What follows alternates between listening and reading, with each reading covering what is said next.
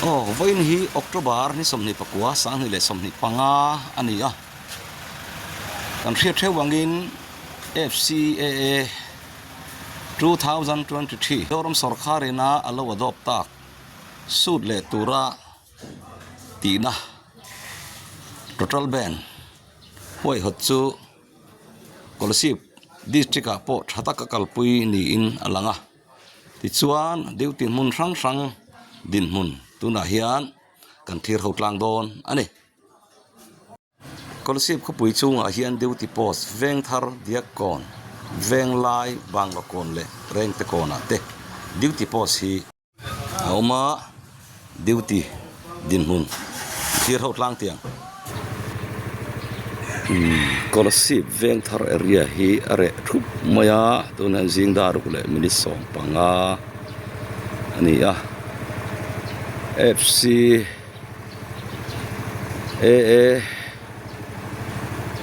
Mizoram Sawrkar ina adopt mai duhlohna Total Band hi an thop thaviau ni inalang poni se kan kal zelanga dinhmun kan thir zel don ya tuan han Kolasib diak kona kanom meka tuan kan mu china hi chuan dorin khar emo doran khar veka dorin hong mu tur om lem lowa ei kan mong hian dorin khar ra khop maya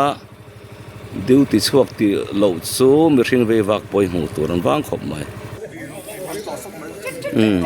tuan a chuan Kolasib diak kon Total Band duty na mun khan kan thleng phele to hei lai po hi anan zo ta dar rik chia khan la hian a duty trana ti chuan hei dia kon square po hi re thup mai sil char lama tanga lir theiron kal poi mu tur wang khop maya ti hian kan sei tong khan duty pa ngai duty chuak ti lo hi chu mi hringan tam lo khop maya muturan am lo tukane dora in khar tha chuan force lam duty po muturan nam nuala kan huang hian are khop mai duty te hi an junior selu tuk lo khop mai he the tho mai a look here some tro the tho ten ni security tuan han Kolasib veng lai bazar area kanom le meka Kolasib veng lai a po hian dorin hong mu turom lova kan mong hian re thup maya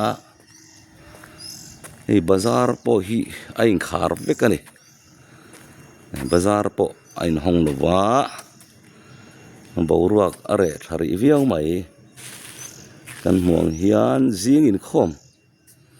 na zing tong tra in khom kal ho lam te ti lem lo chu mi hring ve wak po mu turan wang viau mai tunan Kolasib bang la kona kan nom le mek towa ei hospital area le a che vel apoyan mi hring ve wak mu turan klem khop maya Total Band duty te ti lo chu wang khop mai mi hring ve wak do rain khar thaviau bok Kolasib bang la kon bazar bul band duty na kanom me kan itu na hian duty te hi an beima viau ani karing hei an tuan a thariau mai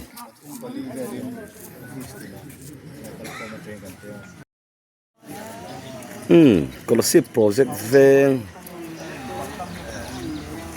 duty na huna kanom meka hei duty hi a hun ta ka kan tran the jing dar ko kan tran then tia engemaw buaina le har sanna om thula mala thei turin hei police dam duty po ain ready viau mai kan muang hian duty wak vel ti lo chu are khop maya dorin hong mu tur om lova ti chuan helai duty post hi Kolasib borsa office DC Kolasib office 12 area mai khani a mi pui pon an zom tha viau ni in a lang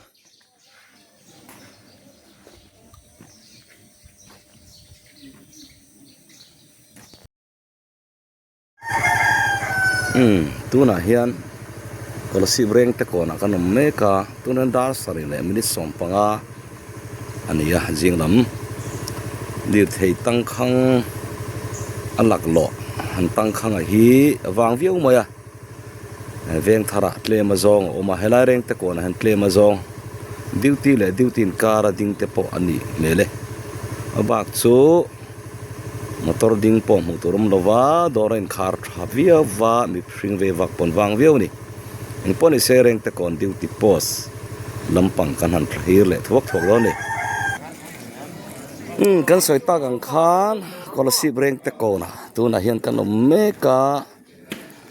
duty hi an thanem phian mai helai po hi hei engemo thula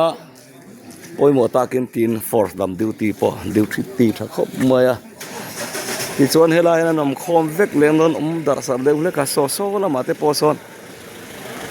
duty an oma hei kan mo son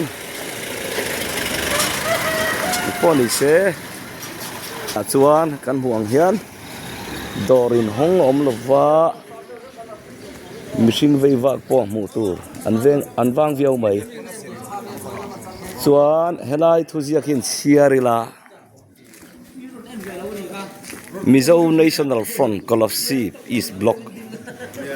Forest Conservation Amendment Act 2023 arang thayang bera sud le niro se ti in banar hin tara hi duty po sang sanga antar vekani eng poni se thil thalo hi chu do ngamila thil tha hi chu fak mai hi a thaviau zelani voini pon kan thlir china chuan mi pui pon an thlop thaviau ni in langa dorin khar deu veka dorin hong hi muturom lova chu ba ka mihring veivak po mu turan tlem hle chu bang zoram mi puiten voinia FCAA duhlohna hi an thlop tlang pui ni in lang ole ka ti zong kha tun tuma special report kan ron pek theite chunin phot sela chan hu lama voin chhun lama duty dinhmun le enge office te zena school te an dinhmun tlang pui ron update le kan tum don ya tun ta tan chuan du tok ri phot te ang